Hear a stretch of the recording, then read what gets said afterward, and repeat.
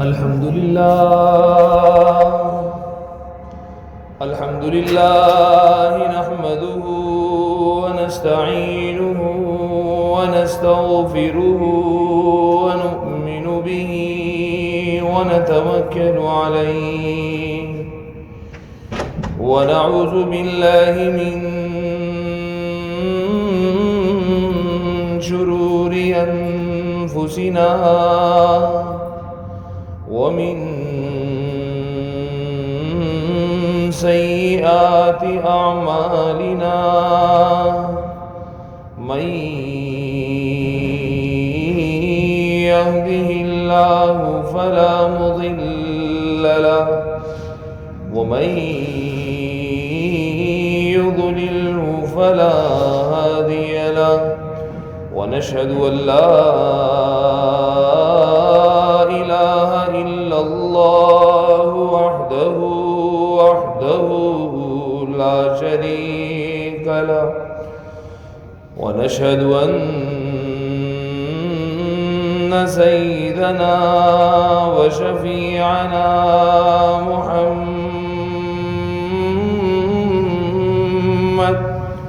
وبارك وسلم عليه أما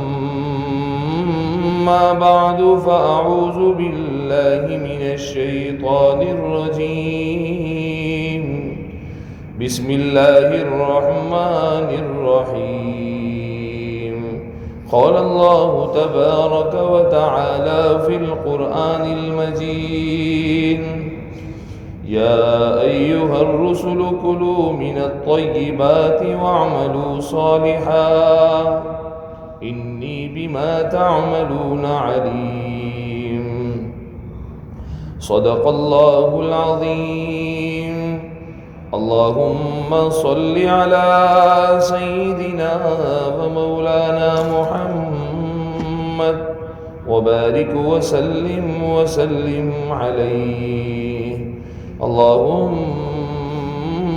صل على سيدنا ومولانا محمد وبارك وسلم عليه اللهم صل على سيدنا ومولانا محمد وبارك وسلم عليه. میرے قابل احترام بھائیو دوستو،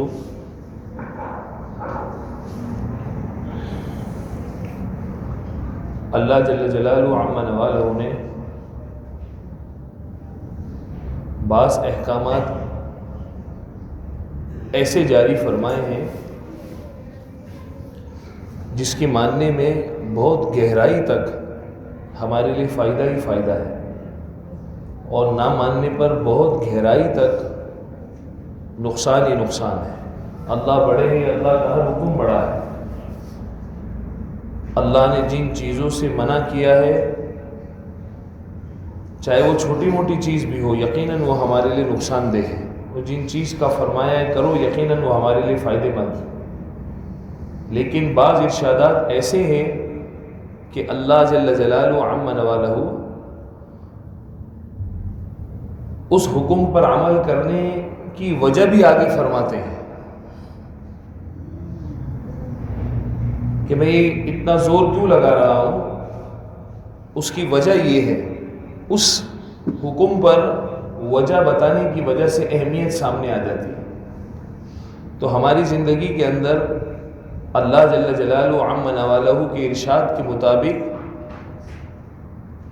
حلال رزق بہت زیادہ ضروری ہے، پاکیزہ رزق بہت زیادہ ضروری ہے، اور حرام لقمے سے بچنا بہت زیادہ ضروری ہے. یہ نبی علیہ السلام کے ارشاد سے پتہ چلتا ہے، اور اللہ جل جلالہ عم نوالہ کے احکامات سے پتہ چلتا ہے.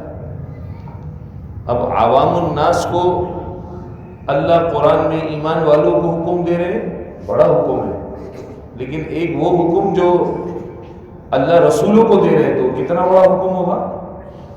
ڈائریکٹ رسولوں کو مخاطب کر کے یا ایھا الرسل، کلوا من الطیبات، اے رسولو میں تمہیں حکم دے رہا ہوں، میں اللہ تمہیں حکم دے رہا ہوں حلال کھاؤ، واعملوا صالحا۔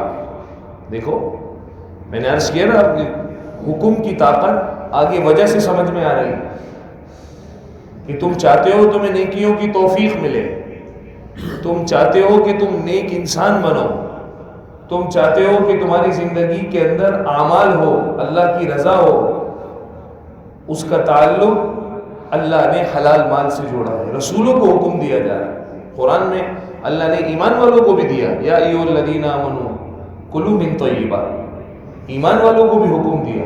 وہی حکم رسولوں کو ڈائریکٹ مخاطب کر کے، اے رسولو لقمہ حلال کھاؤ اور نیک اعمال کرو۔ لقمہ حلال سے اللہ نے نیک اعمال کو جوڑا کہ یہ حلال کی تاثیر ہوتی ہے، حلال مال کی یہ تاثیر ہوتی ہے، اللہ اس کی برکت سے نیک اعمال کی توفیق نصیب فرماتا ہے۔ اس لیے حضور صلی اللہ علیہ وسلم کی دعاؤں سے بھی ہمیں بہت زیادہ اس بات کی ترغیب سمجھ میں آتی ہے کہ نبی علیہ الصلوۃ والسلام نے امت کو حلال اللہ سے مانگنے کی دعائیں سکھائی۔ ایک جگہ اللہ تعالیٰ کہ نبی صلی اللہ علیہ وسلم دعا فرماتے ہیں، اکثر آپ کی دعاؤں میں دعا ہے، اللہم انی اسألک علما نافعا ورزقا طیبا، ورزقا حلالا طیبا۔ اندازہ لگاؤ، اللہ کے نبی علم نافع مانگ رہے ہیں اور اللہ کے نبی رزق حلال مانگ رہے ہیں۔ رزق حلال کتنی ضروری چیز ہوگی۔ اور ایک جگہ تو ایسی عجیب دعا کہ آدمی حیران ہو جائے، اللہم جنبنا حرام حیث کان، اے اللہ تو ہمیں حرام مال سے، حرام لقمے سے محفوظ فرما، جہاں بھی ہو، جس شکل میں بھی ہو، جس انسان کے پاس بھی ہو، اے اللہ تو اپنی قدرت سے اس سے ہماری حفاظت فرما۔ اللہ کے نبی دعا فرمائے، اللہم جنبنا الحرام۔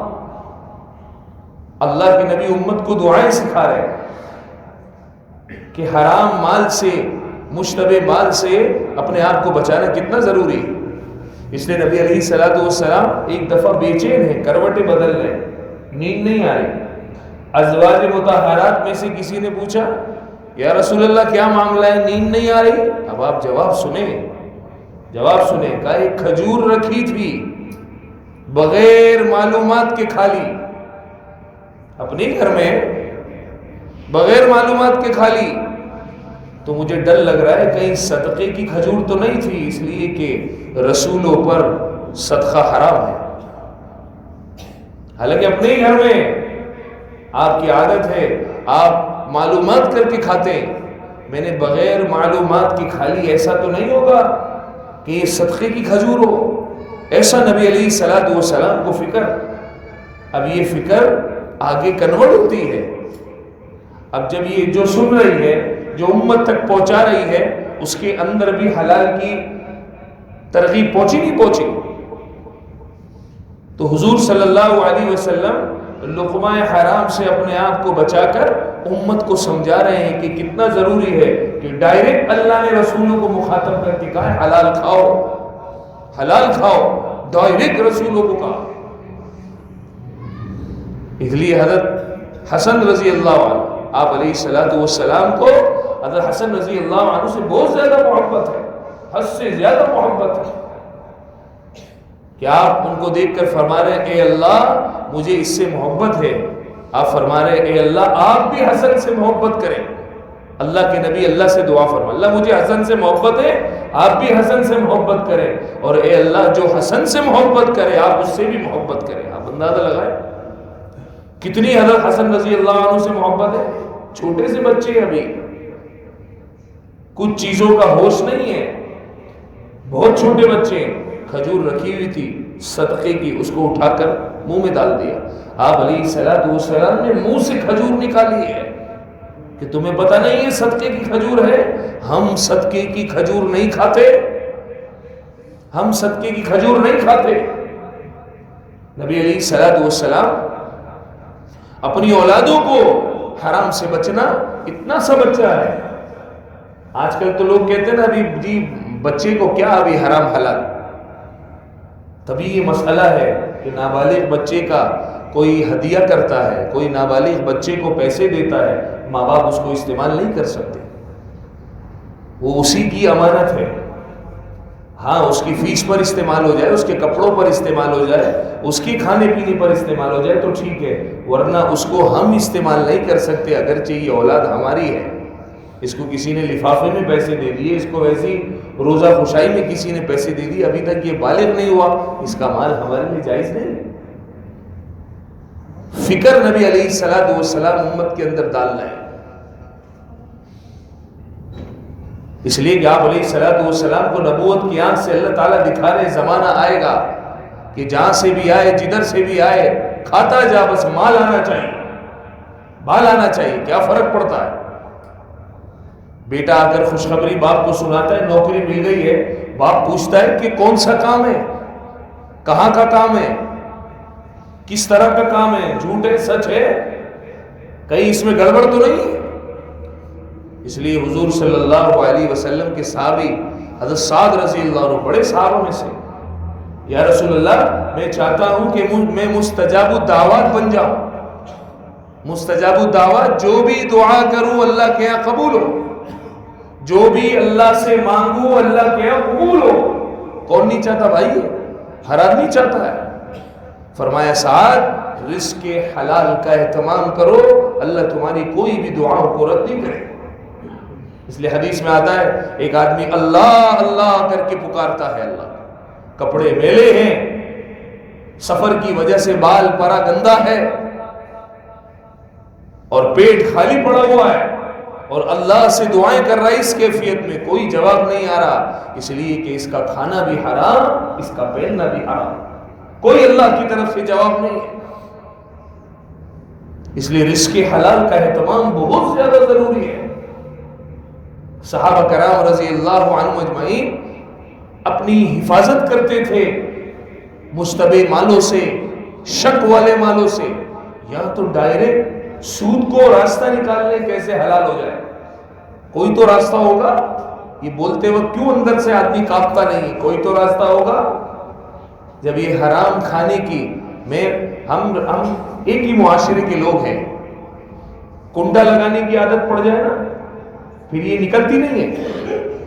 جس پانی سے نہا رہے آپ وہی کنڈے سے کھینچا ہے, کنڈے کی لائٹ سے کھینچا ہے, اسی سے جمعہ پڑھنے آئے. یہ جب عادتیں خراب ہو جائیں, آپ کیا سمجھ رہے ہیں آپ کو آپ کے بچے نہیں دیکھ رہے؟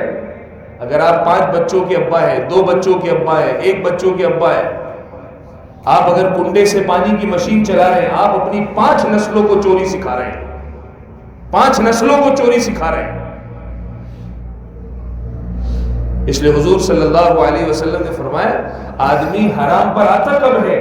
جب وہ اپنا اسٹیٹس بناتا ہے. ایک اسٹیٹس اس نے اپنا معاشرے میں بنا لیا, اتنا مجھے خرچ کرنا ہے. بھائی کنٹرول میں خرچ کرو نا, اتنا مجھے خرچ کرنا ہے. اب اس نے اپنا ایک اسٹیٹس بنا لیا ہے, یہ دعوت بھی کرنی ہے, یہ خرچ بھی کرنا ہے, نہیں کروں گا تو مجھے مزہ نہیں آئے گا. اب اس میں حرام حلال ادھر سے پکڑ ادھر سے پکڑ, بس کام ہونا چاہیے. اسٹیٹس بنایا ہوا ہے. اب ناک کٹے گی, میرے نام کیا آگے آئے گا, اس کے بیٹے کی شادی, اس کی بیٹی کی شادی, اور کچھ بھی نہیں ہوا. یہ تو میرے لیے اللہ معاف کرے سود لے لو, حرام لے لو, یہ میرے لیے پھر بھی گنجائش ہے, لیکن لوگوں کے سامنے بھی ناک کٹ جائے یہ گنجائش نہیں ہے. نبی علیہ الصلوۃ والسلام نے حدیث میں فرمایا اپنا ایک حیثیت بنا لیتے ہیں, حیثیت بنانے کے بعد پھر اس کا نقصان شروع ہو جاتا ہے. اس لیے پہلے نمبر پر حلال ہے, حلال. اس لیے جو آدمی کم عبادت کرتا ہے, 5 وقت کی نماز پڑھتا ہے, ہلکی پھلکی بیچارہ تسبیحات کر لیتا ہے, قرآن پڑھ لیتا ہے, لیکن خود بھی حلال کھا رہا ہے, اولاد کو بھی حلال کھلا رہا ہے, خدا کی قسم اس کے گھر کی رنگت الگ ہوگی. ظاہری طور پر حاجی نمازی ہے, ظاہری طور پر مسجد میں آتا جاتا بھی نظر آ رہا ہے, ظاہری طور پر جو ہے نا وہ نیک بھی ہے, لوگوں کے دلوں میں اس کی نیکی بھی بیٹھی ہوئی ہے, اللہ نے بٹھائی ہے, لیکن حرام حلال کا فرق نہیں ہے. اللہ کی قسم بہت خطرے میں, بہت خطرے میں. آپ اسے اندازہ لگاؤ ابو بکر صدیق رضی اللہ عنہ کتنے بڑے جلیل القدر صحابی, فاقہ ہے، کئی دنوں سے کھایا نہیں ہے، کئی دنوں سے کھایا نہیں، گھر میں کھانا رکھا تھا بغیر پوچھے کھا لیا، اپنے گھر میں کھانا رکھا ہے بغیر پوچھے کھا لیا۔ فوراً غلام نے پوچھا امیر المؤمنین میرے آقا آپ تو ہمیشہ پوچھ کر کھاتے ہیں، آج آپ نے پوچھا نہیں؟ کہا بھوک کی یہ حالت تھی، فاقے کی یہ حالت تھی، تکلیف کی یہ حالت تھی کہ مجھے پتہ ہی نہ چلا، میں نے بس کھا لیا، پوچھا ہی نہیں۔ بتاؤ بتاؤ، اب پوچھ رہے، بتاؤ بتاؤ کہاں سے آیا تھا، بتاؤ بتاؤ کیسے آیا تھا، سوال کر رہے۔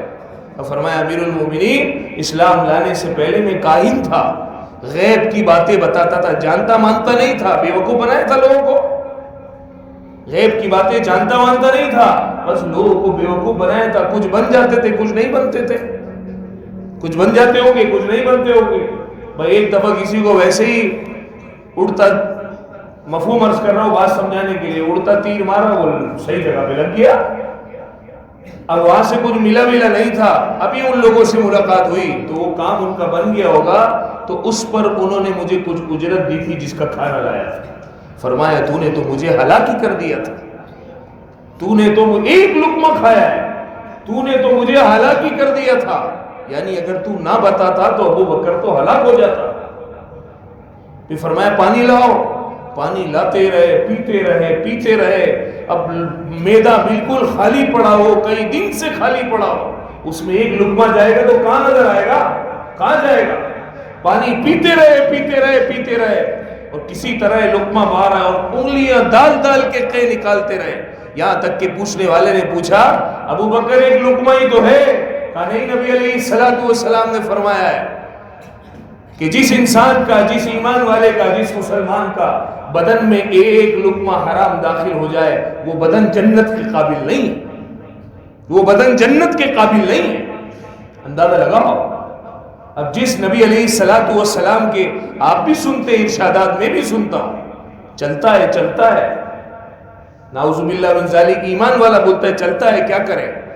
ابھی اگر اس کو تھوڑا سا اس چیز کے بارے میں بتا دیتا تو خریدتا تھوڑی۔ اس لیے میرے عزیزو حرام سے بچنا بہت ضروری ہے، ورنہ لاکھوں روپے آدمی خرچ کرے اپنی بیماری پر، وہ پرہیز نہ کرے تو آپ کا کیا خیال ہے بیماری ٹھیک ہو جائے گی؟ نہیں ہوگی۔ عبادتیں بھی کر رہے ہیں، تسبیح بھی چلا رہے ہیں، ذکر بھی کر رہے ہیں، اور پھر اس میں حرام لقمہ، یہ ایسا ہے جیسے کہ بالکل پرہیز نہیں ہے، سب چٹا بٹا صاف ہے، سارا کاروبار سود میں کرتے، 2 نمبری میں نہیں کرتے، مفتی حضرات سے آ کے پوچھتے نہیں ہے، مولوی آپ کی دشمن ہے۔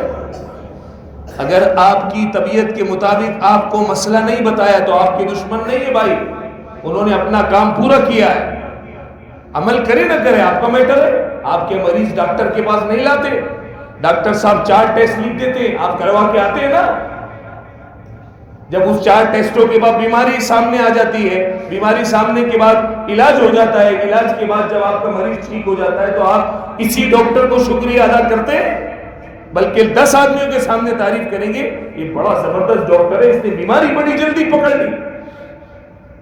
اگر آپ یہ 4 ٹیسٹ نہ کراتے تو ڈاکٹر کو کیا فرق پڑتا ہے، اس نے تو اپنی فیس لے لی ہے، نہ کراتے آپ 4 ٹیسٹ، آپ بیماری سے باہر نہیں آتے۔ بالکل اسی طرح ہم کوئی کام شروع کرتے ہیں، کیوں نہیں پوچھتے مفتی حضرات سے، کیوں نہیں پوچھتے علماء کرام سے میرے کام میں کہیں حرام تو نہیں، میرا بچہ بہت اچھا ہے، بندہ تعریف کرتا ہے بہت اچھا ہے، ہر بات میری مانتا ہے، جو بولوں وہ کرتا ہے، تھوڑا سا مسئلہ ہے، بینک کی نوکری ہے، تھوڑا سا مسئلہ ہے، زیادہ نہیں ہے، اللہ کا بڑا کرم ہے، یقین جانو، نمازی بھی ہے، پرہیزی بھی ہے، سب کچھ ہے، وہ میں دیکھا ہے میرے بیٹے کو چپکے سے غریبوں کی مدد کر، تھوڑا سا مسئلہ ہے، نوکری بس حرام ہے، وہ انشاءاللہ اللہ خیر کرے گا۔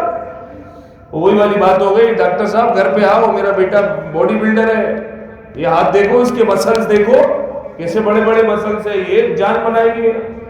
ڈاکٹر صاحب کہہ رہا ہے آپ کا مریض واقعی بڑا اچھا ہے، بڑا خوبصورت ہے، بڑا ہینڈسم ہے، ساری چیزیں، بس تھوڑی روح نکل گئی اور زیادہ کچھ نہیں ہے، دیکھو بالکل صحیح پڑا ہوا ہے، آنکھیں وہاں کے سب فرسٹ کلاس ہے، ہاتھ فرسٹ کلاس ہے، پاؤں فرسٹ کلاس ہے، وہ تھوڑی روح نکل گئی ہے۔ اس لیے ابھی کسی کام کریں گے یقین جانے حرام مال کا یہی حال ہے. اس لیے امام ابو حنیفہ رحمۃ اللہ علیہ ان کے امت پر بہت بڑے احسانات ہیں، اور ہم اور آپ تقلیدی اعتبار سے امام ابو حنیفہ رحمۃ اللہ علیہ کی تقلید کرتے کو معمولی بات نہیں. آپ بھی تجارت کرتے تھے اور بڑے پیمانے پر تجارت کرتے تھے. کپڑے کا کاروبار سنت عمل ہے. آپ نے اپنے نوکر کو کہا کہ دیکھ بھائی یہ جو عیب ہے نا یہ عیب بتا کر بیچ لو. کہا ٹھیک ہے جی. آپ نے کہہ دیا عیب بتا کر بیچوں گا. اب بشری تقاضا ہے، انسان ہے، آدمی بھول جاتا ہے. بھول گئے، ذہن سے نکل گیا. اب جیسے ہی ذہن سے نکلا آ کر فوراً پوچھا ہاں بھائی مال بک گیا. آپ نے عیب بتایا تھا؟ نہیں میں تو بھول گیا. ہم تو یہ کہتے ہیں نا ہم نے اپنے نوکر کو بتا دیا تھا، وہ بھول گیا تو کیا ہوا، پھر بھی پوچھ رہے ہیں عیب بتایا تھا؟ کہا بس وہ اتفاق میں میرے ذہن سے نکل گیا. خالی نفع نہیں، 20,000 درہم کا وہ مال تھا پورا، سارا کا سارا اللہ کے نام پہ صدقہ کر دیا. نفع نہیں کہ چلو اس کا نفع صدقہ کر دیتا ہوں، نفع نہیں، وہ سارا کا سارا جتنا پیسہ آیا تھا، مال کا پیسہ بھی نفع بھی 20,000 درہم بنتے تھے. ابھی کے لاکھوں بنتے ہیں، شاید کروڑوں تک بھی چلے جائیں حساب لگائے تو. لاکھوں روپے آپ سمجھے ایک وقت میں صدقہ کر دیا کہ میرے مال میں حرام کیا، مشتبہ کا بھی شائبہ نہیں آنا چاہیے، مشتبہ کا بھی شائبہ نہیں آنا چاہیے. اس لیے میرے عزیز محترم بھائی دوستو، اللہ کے واسطے جن چیزوں کی اہمیت ہماری زندگی میں ہمارے اندر ہوگی وہی ہماری نسلوں کے اندر ہوگی. تو اپنے آپ کو حرام سے بچائیں، حرام کمائی سے بچائیں، حرام لقمے سے اپنے آپ کو بچائیں. ابھی لوگ آ کر کہتے ہیں یار اس کی بینک کی نوکری ہے، کچھ تو گنجائش ہوگی اس کے گھر پہ کھانا کھا لے، کچھ تو گنجائش ہوگی. یہاں ابو بکر صدیق رضی اللہ عنہ فرما رہے نبی علیہ السلام کا ارشاد ہے ایک لقمہ حرام بدن میں آ گیا، اس بدن وہ بدن جنت کے قابل نہیں ہے. یہ بیچارہ راستہ نکالا ہے کہ حرام کمائی والے کے کھانے میں پورا کھانا کھا لوں. اب یقین جانے ہمیں ہمارا زندگی میں واسطہ پڑا ہے، رشتہ داروں کے اعتبار سے بھی، دوستوں کے اعتبار سے 100% ان کی کمائی حرام تھی. ہمیں مفتی حضرات نے رشتہ داری بچانے کے لیے 100 راستے بتائے. آپ کیا سمجھتے ہیں وہ کوئی ایسی نہیں بیٹھے ہوئے، ان کے اوپر ذمہ داری ہے. اگر آپ مسئلہ پوچھتے ہیں تو وہ اللہ کو حاضر ناظر جان کر آپ کو حرام سے بچانے کی پوری کوشش کریں گے. وہ نہیں بچائیں گے تو مجھے اور آپ کو کون بچائے؟ ہمیں 100 راستے بتائے کہ رشتہ داری خراب نہ ہو پر حرام لقمہ اندر نہ جائے، حرام لقمہ اندر نہ جائے. اس لیے رسولوں سے ڈائریکٹ حکم دیا یا ایھا الرسل کلوا من الطیبات واعملوا صالحا. آج جو ہمیں نمازوں کی توفیق نہیں مل رہی، ذکر اذکار کی توفیق نہیں مل رہی، اچھی گیدرنگ میں اچھے دوستوں کے ساتھ بیٹھنے کے باوجود بھی فجر کی توفیق نہیں مل رہی، کمائیوں میں کہیں نہ کہیں گڑبڑ ہے.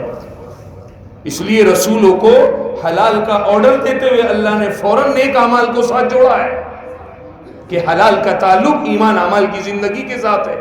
کہ جس کی کمائی حلال ہوگی اور جس کے پاس حلال مال ہوگا، اللہ جل جلالہ عم نوالہ اس کی زندگی میں نیک اعمال آسان کر دے. اس لیے بھائی بہت دکھ کے ساتھ عرض کر رہا ہوں، ایسی بات نہیں ہے میرے عزیزو، حلال میں اللہ نے برکت رکھی ہے. زیادہ سے ہمارا مسئلہ حل نہیں ہوگا.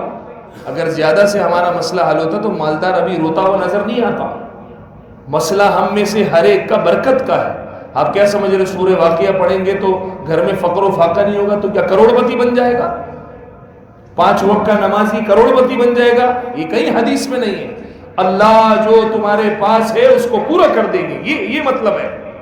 آپ کو کسی کی محتاجی نہیں ہوگی، یہ مطلب ہے، نہ کہ ہم کروڑ پتی بن جائیں گے. اس لیے اپنے آپ کو میرے عزیزوں حرام سے بچانا بہت ضروری، اتنا ضروری کہ آپ کے حرام کا، آپ کا حرام سے بچنا آپ کے گھر والوں کو محسوس ہو. ایک بڑے عالم کے پاس میں نے جا کر کسی کا اشارہ دے کر یہ کہا تھا کہ ان کی کمائی یہ ہے. میں ساری تشریح پورے نام لے کر نہیں کر رہا. ایک بڑے عالم اور اللہ والے کے پاس جا کر بتایا تھا کہ آپ کے آس پاس کی کمائی یہ ہے، آپ احتیاط کریے گا. اپنی جگہ سے اٹھے، پیشانی پہ بوسہ دیا اور کہا اللہ تمہیں جزائے خیر دے، تم نے مجھے حرام سے بچا لیا. اس لیے کہ جب پڑوسی ہوتے ہیں، دکانیں آس پاس ہوتی ہیں، لین دین آس پاس ہوتا ہے، تو آدمی دیتا لیتا ہے، ایک دوسرے کا اکرام کرتا رہتا ہے. لیکن خوشبو حرام کے مال کی لگا، چمکتا ہوا جو ہے نا وہ رس بھرا سالن سامنے رکھا ہے، میٹھا رکھا ہے، لیکن اس کی بنیاد ہی حرام ہے، ایمان والا کیسے کھا لے گا؟ اس لیے میرے عزیزو، اپنے آپ کو آج سے نیت کرو. یہ آج جو اتنی بیماریاں پکڑ رہی ہیں، یہ حرام اور مشتبہ مال کی وجہ سے. جسموں میں جان نہیں ہے، دماغوں میں اچھی صلاحیت کی قوت نہیں ہے، طلاق کے ریشو بڑھ گئے. یہ طلاق کے ریشو بڑھنے کی وجہ دماغ کام نہیں کرتا، الٹی سیدھی بکواس منہ سے نکال لیتا ہے، ہوش بھی نہیں ہوتا. یہ اس کی بنیادی وجہ حرام مال اس کی زندگی کے اندر ہے. اس لیے میرے عزیز محترم بھائی دوستو، میں بھی نیت کروں، آپ بھی نیت کریں، اپنے آپ کی 100% حفاظت کرنی، اپنے مال کی بھی. اس لیے جو نوکری والے حضرات ہیں، آپ کیا سمجھتے ہیں نوکری کوئی معمولی چیز ہے؟ آپ کو ایک ایک چیز ان سے طے کرنی چاہیے. نوکری کرنے والا مسجد میں آتا ہے، ظہر کی نماز شروع کی، لمبی کھینچ رہا ہے، 10 منٹ 15 منٹ 20 منٹ. آپ اپنے مالک سے پوچھیں مجھے فرض نماز پڑھنے میں آپ کتنی دیر کی اجازت دیتے؟ وہاں جا کر بھی تعلیم میں بیٹھ گیا، آدھا گھنٹہ وہاں کھینچ دیا، دکان پہ آ ہی نہیں رہا. اب جو اس کے بعد کمائی آئے گی یہ پوری اس کی نہیں ہے، اس میں کتنی گڑبڑ ہے. اس لیے ہمارے اکابرین دارالعلوم دیوبند کے اندر جس قالین میں بیٹھ کر سبق پڑھاتے تھے، سبق پڑھاتے ہی اس قالین سے اٹھ جاتے تھے کہ یہ صرف سبق پڑھانے کے لیے ہے. جہاں کوئی سبق پڑھانے کے درمیان مدرسے کے وقت میں کوئی آدمی آ جاتا اور اس سے ملاقات کرتے ہوئے وقت نوٹ کرتے اور تنخواہ لیتے وقت فرماتے کہ اس کو اتنا میرے پیسے کاٹ لے، اس لیے کہ اس میں نے اپنا ذاتی کام کیا تھا. ایسا اپنے آپ کو حرام سے بچانا، پھر برکتیں ملتی ہیں. یا مہینہ ختم ہوتا نہیں بھکاری بن جاتا ہے، مہینہ ختم ہوتا نہیں جیب ختم ہو جاتا ہے. تو اپنے کام میں 2 نمبر ہے، کہیں نہ کہیں سوراخ ہے، کہیں نہ کہیں گڑبڑ ہے. ورنہ اللہ اگر 10,000 میں برکت ڈال دے، خدا پاک کی قسم وہ 10 لاکھ کا کام کرے، اللہ کے لیے مشکل نہیں ہے، تیرے میرے لیے ضرور مشکل ہے بھائی. اللہ کے لیے مشکل نہیں. 10 لاکھ کما لے، اللہ اس میں برکت ختم کر دے، مہینے سے پہلے تو اور میں بھکاری بن جائے، اللہ کے لیے مشکل نہیں ہے. اس لیے اپنے آپ کو حرام سے بچانا بہت ضروری ہے. اللہ تعالیٰ ہمیں اور آپ کو اور پوری امت کو میرے عزیزوں موت تک مکمل حرام اور مشتبہ مال سے محفوظ فرمائے. ایک مسئلے کی طرف توجہ دلانے کی ہے. مسئلہ یہ ہوتا ہے کہ بھائی بعض مسئلے تھوڑے سے کڑوے لگتے ہیں، لیکن بات یہ ہے کہ جو آپ کے پاس آپ آس پاس علماء رہتے ہیں وہ بھی آپ ہی کی طرح ہے، ان کو بھی پیسوں کی ضرورت ہے، ان کو بھی ضروریات زندگی کی ضرورت ہے. جو مسائل آپ کے ساتھ ہیں وہ مسائل ان کے ساتھ بھی ہیں. ایسا نہیں وہ ہوا میں اڑ رہے ہیں، ان کی ضروریات ڈائریکٹ جنت سے پوری ہو رہی ہے. ان کو بھی جنرل اسٹور جانا پڑتا ہے چیزیں لینے کے لیے، وہ بھی جہاں سے آپ دودھ خریدتے ہیں وہاں سے وہ دودھ خریدتے. مسئلہ بتانے کا معاملہ یہ ہوتا ہے کہ ذمہ داری ہوتی ہے، ذمہ داری وہ اپنی پوری کر دیتے ہیں. پوری کرنے کے بعد سامنے والوں کو ہضم ہو نہ ہو وہ مولوی صاحب کی ذمہ داری نہیں، وہ مفتی صاحب کی ذمہ داری نہیں. ڈاکٹر صاحب اللہ سے ڈرنے والا ہوگا، وہ آپ کو صحیح صحیح بیماری بتا دے گا. علاج کراؤ نہ کراؤ یہ تو آپ کا میٹر ہے نا، ان کا میٹر تو نہیں ہے. لیکن اگر انہوں نے صحیح بیماری بتا دی تو وہ مجرم نہیں ہے، وہ مجرم نہیں ہے، اس کو اللہ کا خوف ہے. اس نے آپ کو آپ کی جو ہے نا وہ بیماری بتا دیا کہ علاج کراؤ نہیں کراؤ آپ کا مسئلہ ہے. تو میرے عزیز محترم بھائی دوستو، ابھی جو موجودہ مسئلہ چل رہا ہے مشینیں لگا کر گیس کھینچنے کا، یہ حرام ہے. ابھی جو موجودہ مسئلہ چل رہا ہے، میں ابھی ایسی نہیں اپنے ایک اندازے سے پورے ہفتے ادھر ادھر ایڑی ٹیڑی کا زور لگا کر بھی گنجائش نکال رہا ہوں تو گنجائش نہیں نکل رہی. یعنی ایک نہیں، میرے خیال سے 8 یا 9 دارالفتاؤں میں فون کیا، انہوں نے دارالفتہ کے نمبر آئے جو آج سے پہلے کبھی نہیں آئے تھے کہ یار کہیں سے گنجائش نکل آئے، بہت گھروں میں تکلیف ہے. تو سب سے پہلے تو قانونی جرم ہے. قانونی جرم ہونے کی وجہ یہ ہے کہ وہ آپ کو مشین جب بیچے گا تو کالی تھیلی میں دے گا. ایسا ہی ہے نا، جس نے خریدی اس کو اندازہ ہے وہ جب لے کر آتا ہے تو کالی تھیلی میں لے کر آ رہا ہو، تو یہ قانونی جرم ہے. دوسرے نمبر پر جہاں سے گیس آ رہی ہے، جو مفتی حضرات نے بتایا وہ بتا رہا ہوں، میں اپنی طرف سے نہیں کہہ رہا. جہاں سے گیس آ رہی ہے اس کو ہم اپنی مرضی سے تصرف کر رہے ہیں، لہٰذا یہ چوری ہے. میری بات سمجھ رہے ہیں؟ اپنی مرضی سے ہم تصرف کر رہے ہیں، اس میں گیس ڈال کر زیادہ کھینچ رہے ہیں، یہ اپنی مرضی. ورنہ 2 قسم کے میٹر ہوتے ہیں، اس کے الگ الگ نام ہوتے ہیں. خلاصہ مجھے نام نہیں پتا، گھر کا میٹر الگ ہوتا ہے اور یہ جو ہوٹلوں میں لگا ہوتا ہے یہ میٹر الگ ہوتا ہے، الگ الگ ہوتا ہے. اس میں کم گیس آتی ہے، گھر میں ایک لمیٹڈ آتی ہے، لیکن وہاں جو باہر ہوٹلوں میں ہوتی ہے کیا کہتے ہیں اس کو بھائی؟ کمرشل، ہاں یہ دونوں الگ الگ ہوتی ہے، اس لیے کہ ان کی اجازت کے ساتھ ہوتا ہے، لہٰذا مفتی صاحب نے صاف صاف فرمایا اس میں تصرف ہے، تصرف کی وجہ سے یہ صراحتاً چوری ہے۔ 2 بات۔ تیسری بات، آس پاس والوں کی حق تلفی ہے، آپ کے آس پڑوس جو بھی ہے اس کی حق تلفی ہے، اس لیے اس کا شکار آپ کا بولنے والا یہ مولوی بھی ہے اور آپ بھی ہیں، سب کو گیس کی ضرورت ہے۔ اب اگر میں لگا رہا ہوں تو میں مجرم ہوں، آپ لگا رہے ہو تو آپ مجرم ہو، اس میں تکلیف کی کوئی بات نہیں، پریشان سب ہے، لائٹ نہیں ہے تو کیا کریں؟ اس کا مطلب تو یہ ہو گیا نا کہ بھائی اب وہ بھی مشین لگا رہے تو میں بھی لگاؤں، میرے چپل چوری ہو گئے تو میں کسی اور کے چپل لے کے چلے جاؤں، کسی اور کے چپل لے جانا میرے لیے جائز ہے، یہ بات سمجھ میں آتی ہے؟ دوسرا مشین لگا رہا ہے تو میں بھی مشین لگاؤں، وہ چوری کر رہا ہے تو میں بھی چوری کروں، یہ مسئلہ کچھ سمجھ میں نہیں آتا۔ آئے نہ آئے آپ کے سامنے مسئلہ آ گیا، عمل کرے یا نہ کرے، یہ صراحتاً چوری ہے، چوری کا مطلب حرام ہے، اور ایک مسلمان کی صراحتاً حق تلفی ہے۔ اس میں آدمی جو ہے نا، وہ مفتی صاحب پھر مجھے بتا بھی رہے ہیں، اور رئیس المفتی ہے بنوری ٹاؤن کے، مجھے کہہ رہے ہیں ہم نے بھی سلنڈر رکھا ہے گھر میں، تھوڑے سے پیسے بڑھ جائیں گے، دوسرے اخراجات آپ کم کر دیں۔ لیکن تقوی والا آدمی تو اس کھانے کو اپنے بچوں کے پیٹ تک پہنچانے کے لیے کوشش کرے گا کہ میں حرام کام نہ کروں، کیونکہ اسی سے کھانا بنے گا، اسی سے قوت ملے گی، اسی قوت سے دنیا بھی کمائے گا، اسی قوت سے عبادت بھی کرے گا۔ اس لیے میرے عزیز محترم بھائی دوستو، یہ جائز نہیں ہے، اس کا دوسرا راستہ نکالے۔ کسی کو مجھے سلنڈر سے بہت ڈر لگتا ہے، حالانکہ ساری زندگی تبلیغ میں استعمال کیا، گھر میں آج تک ہم نے نہیں رکھا۔ آپ اپنے دوسرے خرچے کر کے جو ہے نا کم کر کے باہر سے لے کر آئیں، کچھ بھی کریں، لیکن میرے عزیزوں ہمیں اور آپ کو بچنا ضروری ہے۔ پھر بھی اگر کوئی پھنستا ہے اور بہت بری طریقے سے پھنسا ہوا ہے، کوئی اور حل نہیں ہے، تو کم از کم آپ کے سامنے مسئلہ آ گیا، اب اللہ کے لیے اس کو حلال بنانے کے راستے مت نکالیں، کم از کم دل میں افسوس تو ہو نا کہ غلط کر رہا ہوں۔ یا کھڑا کھڑا آپ جواز کے فتوے دے گا، جی پانی کی مشین بھی تو پانی کھینچ رہے ہیں، یہ بھی میں نے مفتی صاحب سے پوچھا، اس لیے کہ اس مجمع میں بہت ساروں کے ذہنوں میں آ رہی ہو کہ پانی بھی تو کھینچتے ہیں، تو جواب یہ دیا کہ بغیر موٹر کے ہمارے یہاں پانی آتا ہی نہیں ہے، بغیر موٹر کے ہمارے یہاں پانی آتا ہی نہیں ہے، لہٰذا اگر میں موٹر سے پانی کھینچ رہا ہوں تو اپنا کھینچ رہا ہوں، لیکن بغیر مشین لگائے، جو قانونی جرم ہے بغیر مشین لگائے، گیس کبھی کبھی آتی ہے، تھوڑی تھوڑی آتی ہے، ہلکی ہلکی آتی ہے، اب میں مشین لگا کر کھینچوں تو آگے 3 گھر والوں کی نہیں کھینچ رہی، آگے 4 گھر والوں کی نہیں کھینچ رہی، ان کا پورا چولہا بند ہو گیا، میرے گھر والے مزے سے کھانا کھا رہے ہیں، تو پھر یہ کھانا اندر جا کے گڑبڑ کرے گا۔ اس لیے میرے عزیزوں، اگر کوئی پھنستا بھی ہے تو خدا کے واسطے اس کو گناہ سمجھے، اپنی سے اس راستے نہ نکالے کہ ایک تو گناہ بھی کر رہا ہے، پھر اس گناہ کو صحیح کرنے کے راستے بنا رہا ہے۔ اس لیے میرے عزیز محترم بھائی تو جتنا ہو سکے اپنی حفاظت کرے۔ تقوی والا آدمی، اللہ سے ڈرنے والا آدمی ایک دفعہ سنتا ہے اور عمل شروع کر دیتا ہے، اور وَمَن يَتَّقِ اللَّهَ يَجْعَل لَّهُ مَخْرَجًا، گناہوں کی نحوست کی وجہ سے ایسے حکمران آئے جو آج ہمارے اوپر ایسے حالات ہیں، میرے عزیزوں کوئی بھی ہو ایسے حالات ہمارے اوپر ہے، تقوی اختیار کریں گے، آج مشین استعمال نہیں کریں گے، اللہ راستے نکالے گا، اللہ راستے نکالے۔ جب اللہ راستے نکالتے ہیں پھر آدمی کے دماغ کام نہیں کرتے کہ کام ہوا کیسے، پھر اللہ راستے نکالیں۔ اس لیے گزارش ہے خود بھی اپنے آپ کو بچائیں اور دوسروں کو بھی اس سے بچنے کی ترغیب دیں۔ اللہ تعالیٰ مجھے اور آپ کو کہنے سننے سے زیادہ عمل کی توفیق عطا فرمائے۔ وآخر دعوانا الحمدللہ رب العالمین۔